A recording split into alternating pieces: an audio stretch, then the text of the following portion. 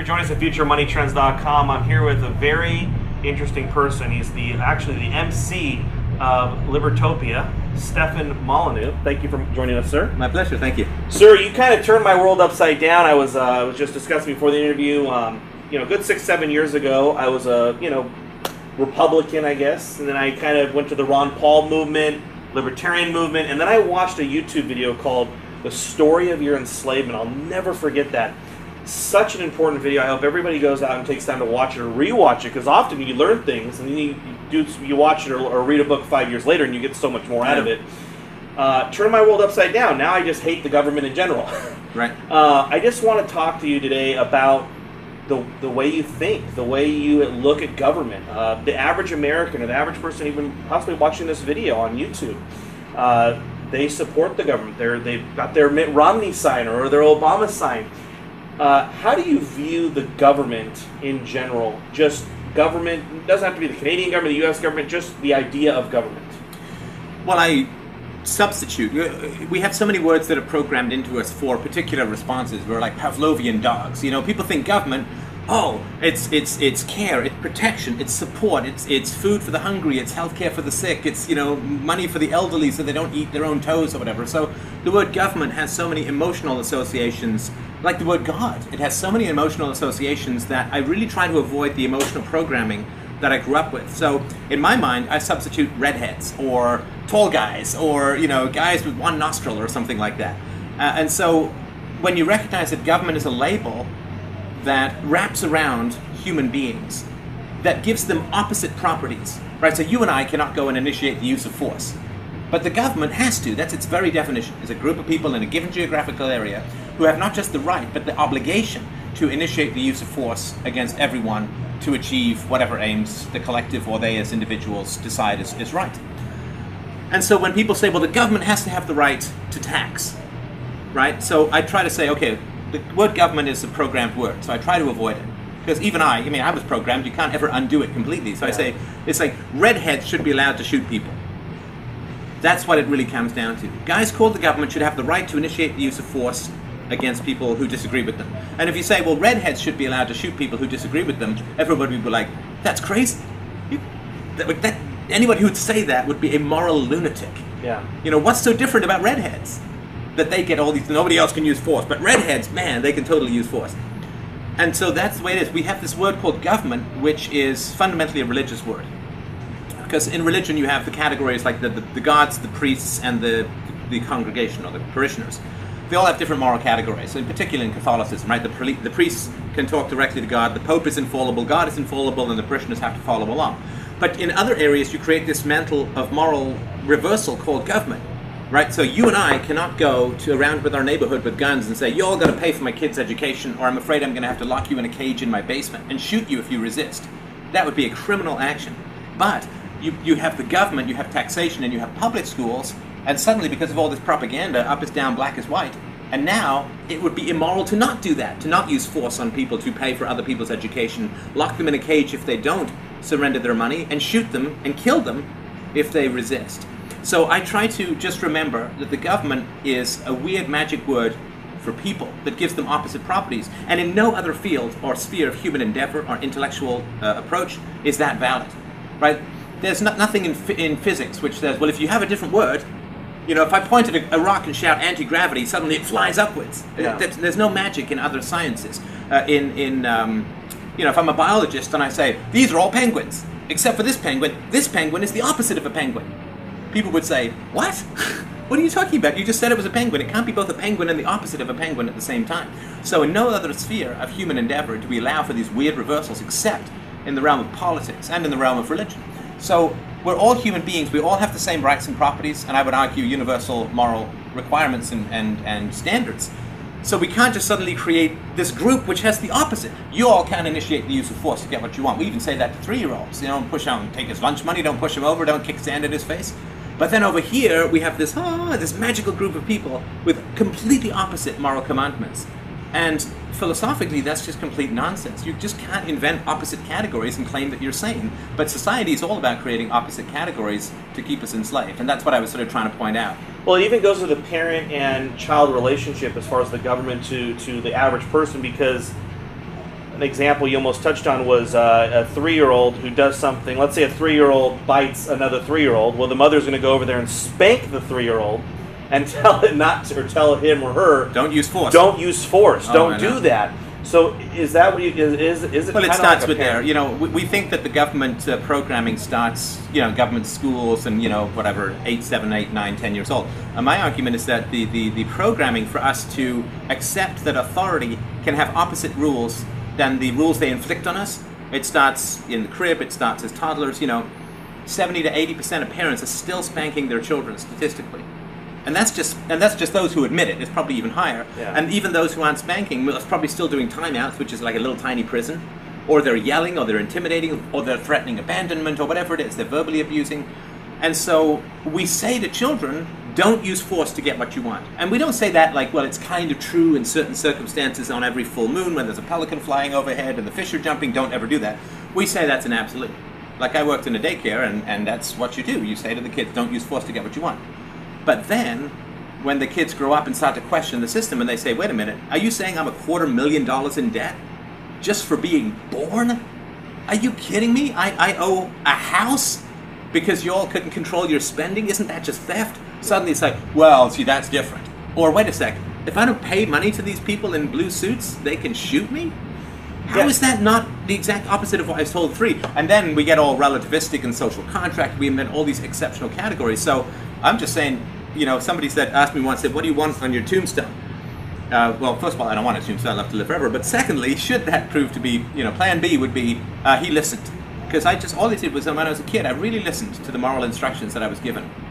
You know, be responsible. If you don't study for your tests, I'm sorry, you get an F. Don't use force. Don't steal. Don't lie. Don't cheat. And those were given to me as a kid as absolutes. And I have a weird memory. I remember everything about being a kid. I get memories from like before I was a year old. I just remember everything. And I really absorbed those moral lessons. And then when you grow up, there's this progressive series of moral wet fish across the face shocks, where you suddenly go like, wait a sec, all the stuff that you told me as a kid is the complete opposite for everyone in charge? What kind of bullcrap is that? I mean, that's just horrendous. And so I remember the moral instructions I have as a kid, and I'm holding society to that standard, like it or not. Then we either have to stop telling kids these lies, or we have to start living that truth as adults. Now, let's transfer that into a real way. So for parents who are teaching their children, let's stay on that topic, because I'm really interested. I have a almost 3-year-old and just turned 1. No. Oh, it's too bad. My daughter's here. Okay. Well, when they see the police, you know, we've all been conditioned. We have this huge, like, oh wow, look, it's a police officer, or the military. It's a really big deal if they're driving on the freeway. Look, it's the military plane. So we've been conditioned with this. I don't even want to call it patriot, or I guess nationalism. That there's this huge admiration for the government, the official government employees with the gun. Look, they came into a restaurant. Everybody's looking at them. How do you teach your daughter?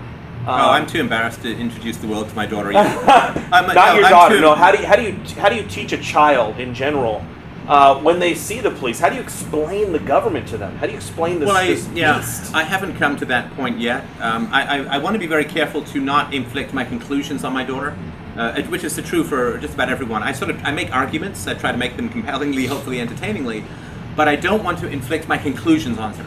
Right. So I'm not going to say that this is immoral, that there's no God, what I want to say is, how would we find out? You know, let's look at the questions, you know. If you put on a princess suit, do you actually become a princess? And she'll say no. You know, if you put on, she loves these little butterfly wings that she can wear. I say, when you put on your butterfly wings, do you actually get to fly? And she'll say no, right? So it's like, so costumes don't change who you are. So I've got to sort of lead her through how to think. I don't want to tell her any conclusions, though, because that's to rob her of the opportunity to think. And it will also make her dependent on my conclusions, which I don't want. In advocating to adults, when you talk to adults, the typical person, they would have a knee-jerk reaction of, well, we have to have the government. What about the poor? What about who's going to put out a fire? What about the police department? What do you say to those typical, very average, early-stage reactions of people? Well, I mean, I think gentleness and kindness is very important in first approach. I mean, some people will become trolls, and then I throw down, you know, and I have no mercy on the trolls. But I think for most people, it's just, you're basically saying, you know, well, let's just repeal gravity. And people are like, I'm sorry, what now? That's not possible. We have to have a government. You know, all moral revolutions are incomprehensible on both sides. Before the moral revolution, it's incomprehensible that society could be different. So like before they ended slavery, what do people say? Well, every human society throughout history always has had slaves. Always. So of course you have to have slaves. It can never be any different. It's incomprehensible that it could be different. After you end slavery, within about a generation, it's incomprehensible that there ever was slavery. This is how weird it is when you flip around morality. Before women got equal rights, women have always, they've never had property rights. Women can't be in business, you can't have female doctors. It's never happened in any society anyway. Incomprehensible. And afterwards we look back and like, how could anyone have believed that women were inferior? Like it's impossible. And so recognizing that impossibility is really important. When people say, well, you know, what about the roads and the fire and so on? Well, the first thing that I would say is, you understand, just because the government provides a particular service doesn't mean that only the government can provide that service. And historically, we had roads before we had government roads. We had people putting out fires before we had governments putting out fires. And we had charity for the poor before we had government charity for the poor. But there was a significant difference. That charity for the poor, when there was no government, really worked. Right? There were these friendly societies. You would pay in your tiny amount annually, and you'd get massive amounts of services and insurance in case you ever got ill or sick unexpectedly and so on. They really worked. Poverty, particularly in the post-war period, declining 1% a year. We were within a generation of having no involuntary poverty. Like you want to be a monk, whatever, right? But we were within a generation of eliminating the ancient scourge of mankind called poverty, and then it stopped when government programs came in. Because government programs are a big, heavy, absent hammer. There's no personal relationship, it's just a check. Because the government can't differentiate between the accidental poor and the lazy. And whereas a private charity, a church, a local community, they know these people. They can figure that out, and they can really tweak it so that the people who are accidentally poor through no fault of their own or whatever, they get help. But the people who are just making bad choices, they get different kind of help other than money. You know, somebody's a gambling addict, people are going to sit down with them and say, listen, you know, get some therapy, you know, we'll pay for this, but you gotta, but not just give them money. The government can't differentiate between that, and therefore it tends to swell the ranks of the voluntarily poor, the people who make poor choices and end up poor. And this is why poverty has stopped declining and is on the increase. And of course, people who say, well, without the government, what about the poor? My question is always, well, when the government runs out of money, what about the poor? Because we are in a completely unsustainable situation. And if people deny that, then they're just not gonna, like if people can't do the basic math to know that when we are this much in debt, because people think the national debt in the US is the big problem, it's not. The debt is not the problem, it's the unfunded liabilities. It's all the promises that the government has made to people that it can't conceivably pay for, which runs into the hundreds of trillions of dollars, many, many, many multiples of the entire American economy has been promised in return for votes. It's easy to bribe using the money of the unborn, distant future to get votes in the present, which is why, you know, there's so many problems with public sector pensions and so on, because it was all down the road stuff. And so when the government runs out of money, what is going to happen to the poor when the checks stop coming? That's going to be brutal. And so the fact, if people recognize that the existing system is completely unsustainable and that the end of it is going to be pretty brutal, they'll understand that we need to start looking for alternatives now.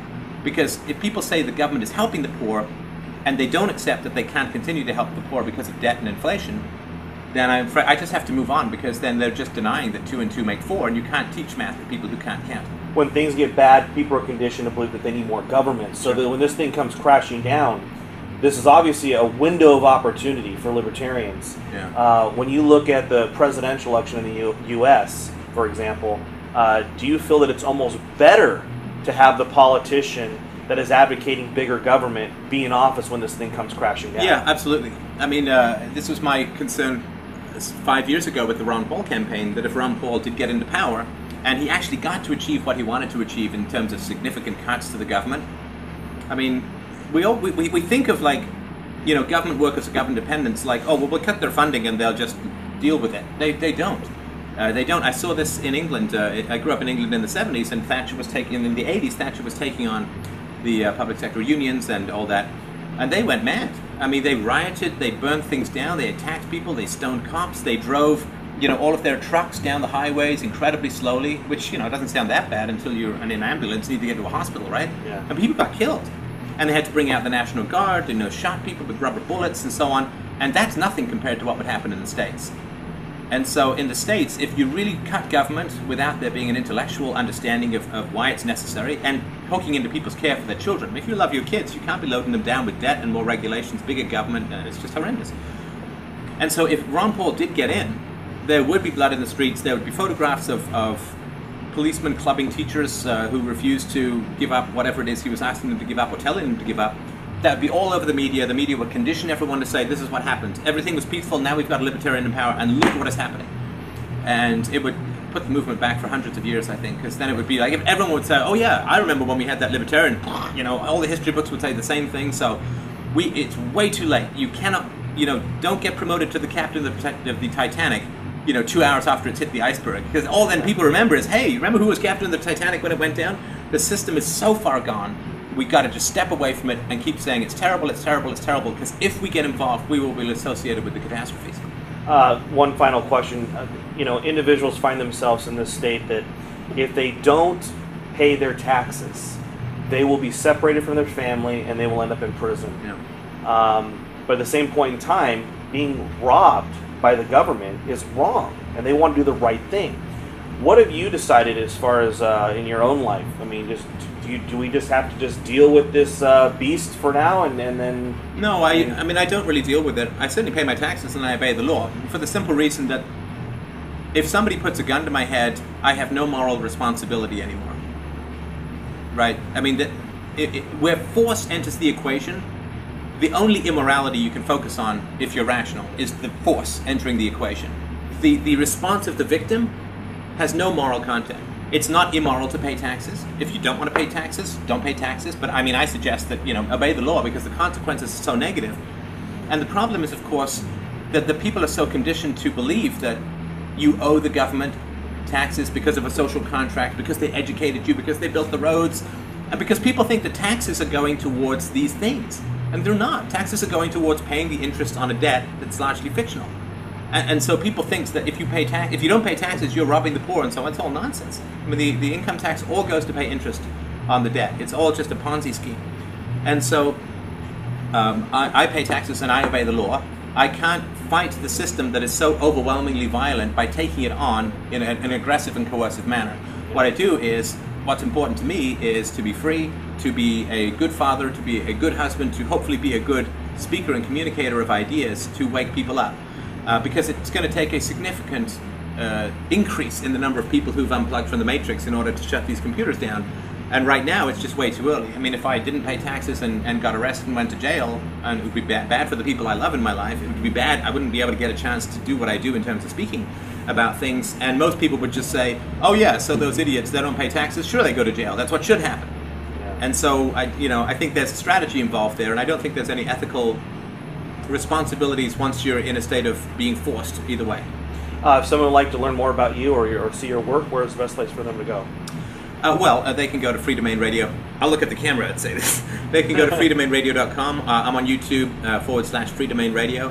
They can come out and see me speak. I speak, 6-10 times a year at various libertarian conferences. I post them at the home page of the website. And I think we're almost 50 million downloads, so it's good. Great work you're doing. Thank you so much for your time. Appreciate it.